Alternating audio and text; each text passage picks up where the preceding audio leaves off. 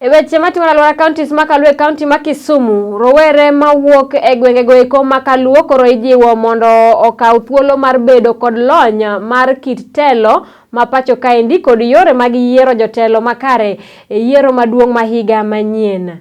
Jipo ma kamaendi ogol kod riwruogno ero mar Angaza Movement e kinde ma bende ne gilalore kod rowere e bomanieri ma Kisumu odiochieng' ma kawuono.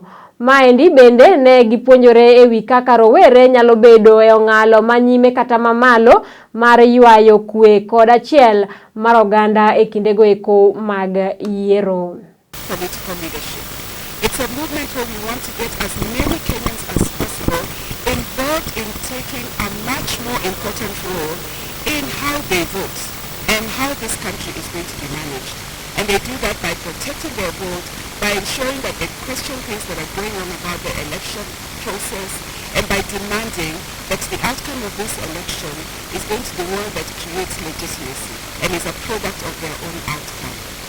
This is the second launch we're doing. The initial launch was done in Nairobi, and the launch today has brought together Kenyans, community members from this particular county, living in different residential areas, because we want them to take a much more important role in how the politics of their country is managed. We are asking every single one of them to be able to mulika kure. That means we're saying they have to use their votes as a Kenyan to demand for accountability, to demand for institutions that work, to demand for peace and security, and to demand for a free and fair elections. And so, because we insist that we should be able to have the mulika process going through, we're then asking them to karada. Karada simply means that we know that the election process is one that has been captured by the elite.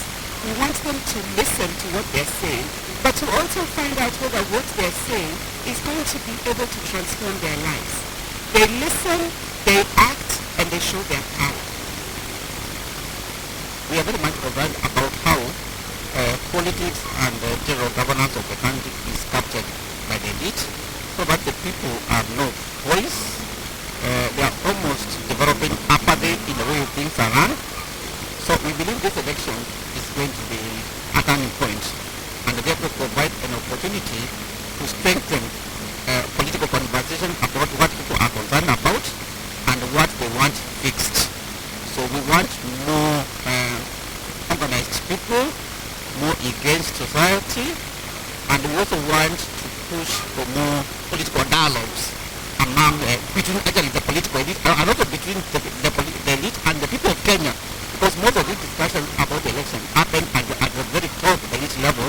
So just in line with the spirit of Article 1, let the sovereignty of the people be exercised and be visible as we move through these elections, which to us are also going to be very highly contested and very close. And we also think we cannot avoid to deal with the question of stability in the country.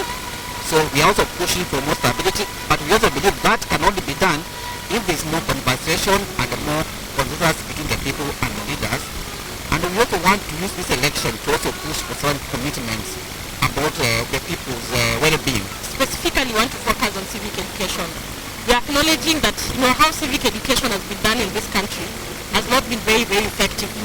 And as regards to the electoral cycle, we are in a very, very important stage, which is the pre-election stage, where the voter registration process takes place. A lot of those civic education is being done. And in doing our work in terms of monitoring, because one of the things we are doing is we are not observing elections. When you observe a process, you'll just get an outcome of that process. Because you're just telling, even in doing the civic education, you're telling the voter, you tick the box, this is the role of the governor, etc., etc. We want to turn that by offering political education, where we are influencing the conscience of the citizens. For them to understand, what is the cost of, my vote. When I take 50 shillings,